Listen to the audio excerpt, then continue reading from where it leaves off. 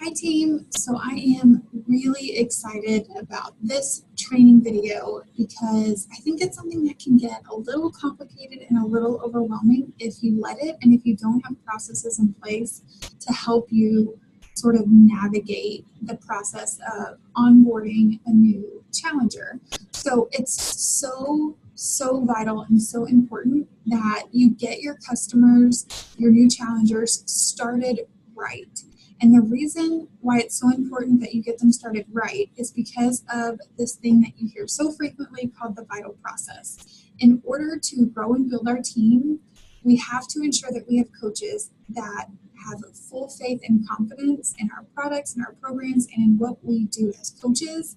And those coaches, 9 times out of 10, are going to come from our challenge groups, our customers and our challengers in our challenge groups who are having success, who felt nurtured and fostered by you as their coach during their time in that specific group. So I have kind of whittled down by trial and error and just kind of playing around with some things, how I onboard a new challenger and customer and get them ready to start the challenge group. And I've come up with what I feel like is a pretty good process that is extremely duplicatable. And the great thing about this is that every single resource that I mentioned in this training video, you have access to.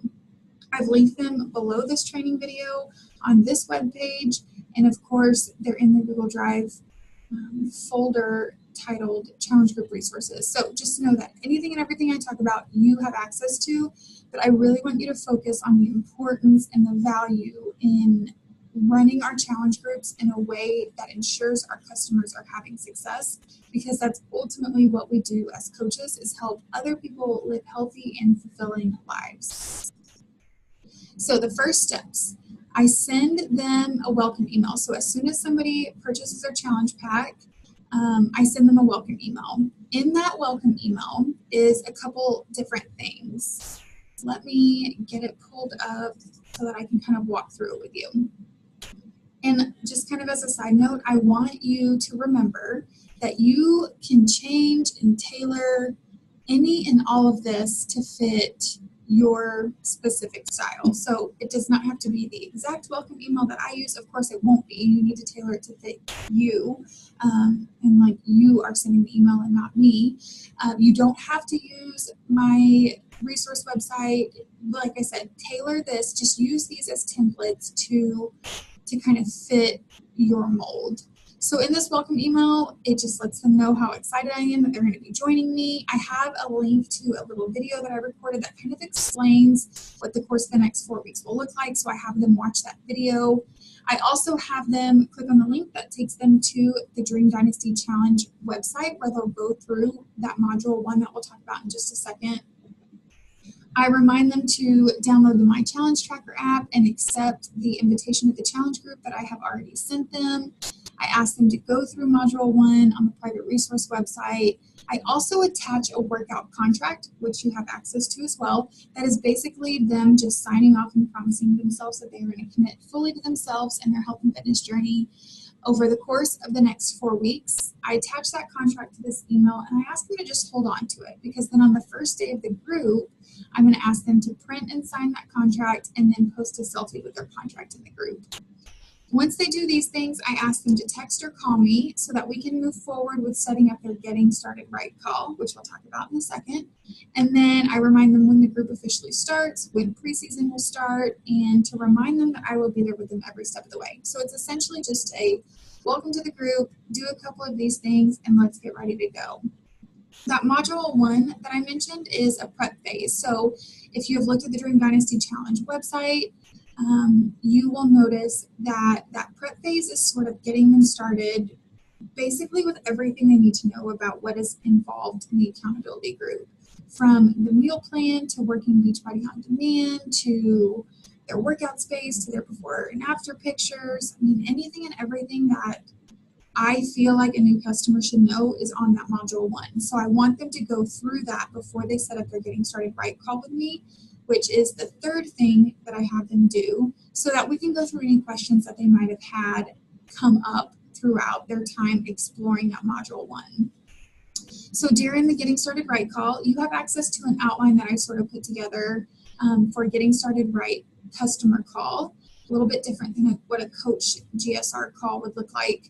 And I just basically walk through, I get to know them a little bit if they're not somebody that I'm, that I have a really close connection or relationship with. I ask them why they said yes to the group. We establish some goals. We talk about their challenge pack. And then I just sort of reiterate some things that were in that module 1.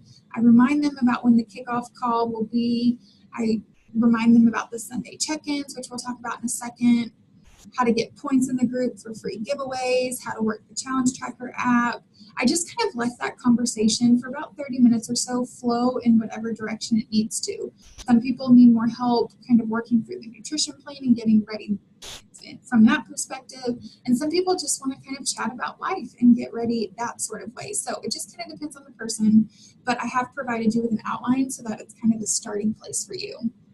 The fourth thing that we do is a kickoff call. So the Sunday night before a group starts on Monday, I encourage everybody to jump on a live Zoom call. We do some introductions, we get to know each other and answer any last minute questions. So those are sort of the 4 basic steps that I do from the time somebody purchases their challenge pack to the time the group starts. So the week leading up to the group, so let's say that the group starts next Monday. The entire week before that Monday, I have pre-recorded videos that I upload in the Challenge Tracker app just to sort of get them started. Most of these things are things that sort of feed off the content in Module 1, but as people are adding themselves to the group in the My Challenge Tracker app, I want them to have something to watch or listen to or read so that the app isn't just sitting there and so that they're still staying super engaged. So this is sort of what my preseason looks like. I don't go too far in depth on the nutrition or the meal plan or Beachbody On Demand because all of that is in Module 1. So I have also provided you with links to all of these videos and what they look like so that you can recreate your own or just so you can kind of get a better understanding as to what I say in these preseason videos. I keep them super short and super sweet. I try to anyways. But that Monday before the group starts, so a full week out from the group, I welcome everybody to the group and kind of explain what it's going to look like. Tuesday, I tell them the importance of having a why and to remember that why throughout the course of the group when times get hard. Wednesday, I remind them that they need to set up their Getting Started Right call with me. Thursday, I announce the kickoff call, the fact that it will be that Sunday before the group starts, and I kind of just let them know that I will be posting more information about that as it gets a little closer. Friday, I remind them to get prepared. So we talk about the importance of planning their meals and getting their workout space set up and all of that fun stuff. And then on Saturday, I remind them to take their before pictures and measurements. And then on Sunday, I post the live kickoff call information with the Zoom call link. So I have created content for each one of these specific areas, and it's just a really short video that I upload in the group in the My Challenge Tracker app. So as far as checking in with our challengers, so now that we've got them all ready to go, we've got them set up, they've been through preseason, they've gone through Module 1, and now Monday morning's here and our group has officially started. You cannot just throw them to the wolves since you've prepared them for the group and let them muddle their way through the next 4 weeks. You have to be intentional about staying active and staying engaged in that group and checking in with your challengers on a one-on-one basis. So what I like to do, once again, not something you have to do, but I do daily scheduled posts. So I don't schedule these posts, days in advance. I do it the morning of. I wake up really early and make sure that I get all 3 of these specific types of posts scheduled. And then throughout the day, I, of course, log my workout in my Shakeology. I share the meals that I'm eating. I do little short videos of, whatever pops into my head, like drinking enough water or how to plan to go out of town or how to pack when you travel and all of that fun stuff. So it's just really important that you're staying super active and engaged in your groups throughout the day. But the 3 posts that I do schedule at the beginning of every day is a 7 a.m. motivation post, a 12 p.m. daily task post and then a 7 p.m. daily reflection post. So one thing I want you to for sure go check out is the challenge group guide that I have provided you with. It shows you exactly what I post at those 3 times a day, every single day from day 1 to day 30. So the morning post is just that, motivation for the morning, something to remind them that they can do this, that they are worthy of this, that fun stuff. The daily task is something else that you have access to. It is a task that I give them every single day throughout the duration of the group for them to accomplish in order to get a point. This just kind of gives them another way to stay interactive in the group. So it could be something like, share with us all the meals that you ate for the day, or tell us your favorite motivation or inspirational line from one of the celebrity trainers in the workout program that you're doing, or just something small like that. Sometimes they're totally unrelated to the workout programs or the meal plan, and it could be something like, do a friendly gesture or something nice for somebody today and share with the group what it was that you did. And then the daily reflection is the same thing every single night, and that is where I ask them to rate themselves on a scale from 1 to 5 in terms of their workout, their nutrition, their mindset, and their sleep, how they feel like they did that day. So it's just a chance for them to reflect on how the day went, to know how they can do better moving forward tomorrow. I also do weekly check-ins. So about midweek, Wednesday or Thursday, I will reach out to each one of my challengers individually through text message or messaging or phone call, however I best correspond with them, or most frequently correspond with them. I'll check in, ask how they're doing, ask how they're feeling. Depending on how active they've been in the group will kind of dictate how frequently I check in with them during the week. So if they're super active, it'll just be a quick check-in. If I haven't seen them in a while, I'll kind of figure out, what's going on and what we can do to get better. And then Sunday progress updates. So what this is essentially every single Sunday, I ask my challengers to send me a updated progress picture, updated measurements, and an updated weight so that I can compare it to the week before or their starting picture, measurements, and weights to see how that week went, to see if we need to tweak anything or change anything moving forward. Also, them knowing that they have to send you a progress picture on that Sunday helps hold them accountable during the week, because they do not want to send you a progress picture or updated weight and measurements that does not show that they have made some kind of progress. So just another way to hold them accountable. We also do Sunday success chats. So this is every Sunday or every other Sunday. We will hop on a live Zoom call and we'll just check in for the week, see how things are going, share our challenges and obstacles and struggles, as well as our victories and maybe some tips and tricks that we've picked up along the way. And then I also do weekly point updates. So every Monday morning, I will share an updated point sort of tracking image that will calculate all of the points that they've gotten for that week and who's in first, second, and third place. So that's something else that I do with my groups is I do a first, second, and third place prize based on points, and you have access to that point tracker that I use in the challenge group resources on the Google Drive website. But they essentially get a point for logging their shake, logging their workout, completing the daily task that I post, and then they get bonus points for uploading their before picture at the beginning of the group, and then also inviting somebody to join the next challenge group or posting about their journey on social media and tagging me as their coach. So it's just kind of a fun way, a little sort of a competitive way to help everybody stay really active and really engaged in the group. So these are some tips and tricks that I wanted to share with you as you run your groups. The first thing is do as I do. So when you lead by example, it really sort of creates trust with you and your challengers. They'll have faith that you are guiding them on the right path because you're doing exactly what they're doing. And since they trust you, they're going to duplicate what you do, not what you say. And I kind of like to throw around this funny little phrase, challenger see, challenger do. So instead of just telling them what to do and you not truly living the vital behavior of being a product of the product, you're really going to be setting a good example for them. And, at the beginning of my journey, I got caught up in thinking that, I'm running this challenge group, so I don't need to participate. But as the coach, it should be the exact opposite of that. You should think of your groups as built-in accountability. They help you accomplish that vital behavior of being a product of the product.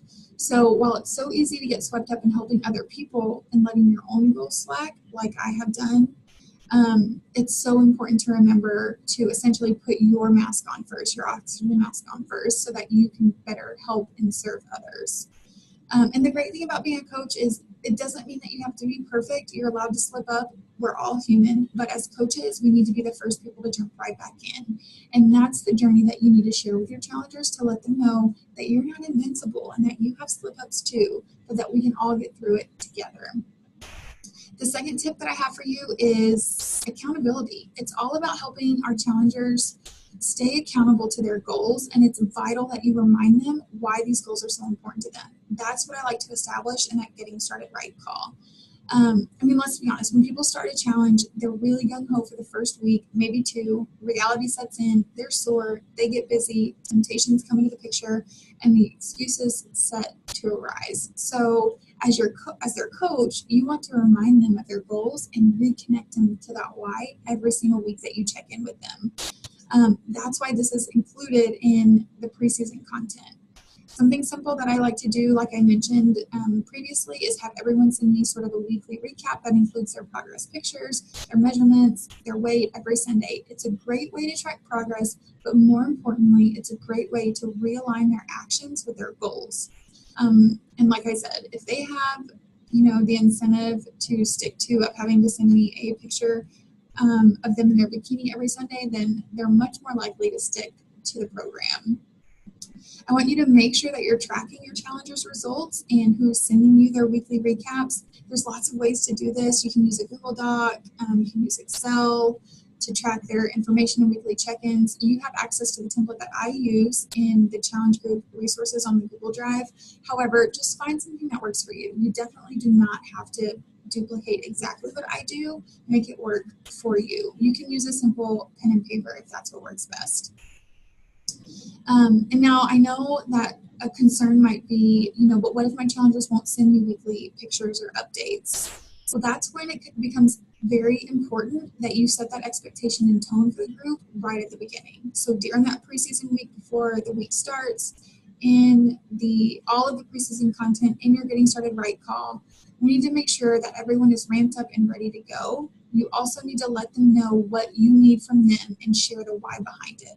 If they know that by sending you a weekly updated picture and progress, weight, and measurements is going to help them get better results, then they're more likely to do it. So that's kind of the accountability piece. The third tip is connection. The magic of Beachbody happens when people connect and form a community. That is what is our challenge groups. People coming together, forming relationships, and encouraging each other. And it's so important that your challengers feel connected to not only you, but to the other challengers as well. Before you assume that everyone in your group is going to be instantaneously friends, you need to step into their shoes for a second and think about their experience. Maybe they've never been in a group environment like this. Maybe they're really nervous to even post a sweaty selfie or to just talk to random strangers. So to cater to that objection and that concern, one thing I like to do is a kickoff Zoom call prior to the start of the group, like I mentioned a minute ago. I make sure everyone's questions are answered. We do introductions and sort of just storytell in person, so to speak. This allows people to learn more about each other behind the sweaty selfies, and it allows people to connect and to begin to form relationships. Although I like to post motivation and recipes in the group, I also make sure to keep it personal. So I like to make posts that are outside of health and fitness as well. Traveling, family, hobbies, things like that. It'll help your customers and challengers feel like they're part of a real community, and the more comfortable they are, the better their results. I can guarantee it from personal experience. The fourth and final tip that I want to share with you kind of piggybacks on the last point, but it's more about how to encourage your challengers to show up every day and how to keep them engaged after the challenge ends. Because that is one thing that I see so often is that a 3 or 4 week group will end and then we don't hear from our customers at all. So it's so important that they stay engaged and connected in a way that is going to give them a plan to rely on after this 3 or 4 week group is over. They can have great relationships with the other challengers, but unless they're checking in every single day, they're less likely to follow through with the entire challenge. So in the beginning of the group, I like to set the expectation that they need to make the commitment to check in every day, even if it's just a quick post. Accountability is key. And guys, it's key not only to their success, but to the success of the group as a whole. And sometimes I like to remind them that they're not only holding themselves accountable, they're holding other people accountable. And when you kind of put that weight and pressure on them to do better for themselves and for other people, it kind of makes them stay a little more engaged. The stronger the relationship a challenger makes with me and the group, the more often they are to engage. So the more dedicated and accountable they feel, kind of like what I just talked about, which in turns means they're going to get better results.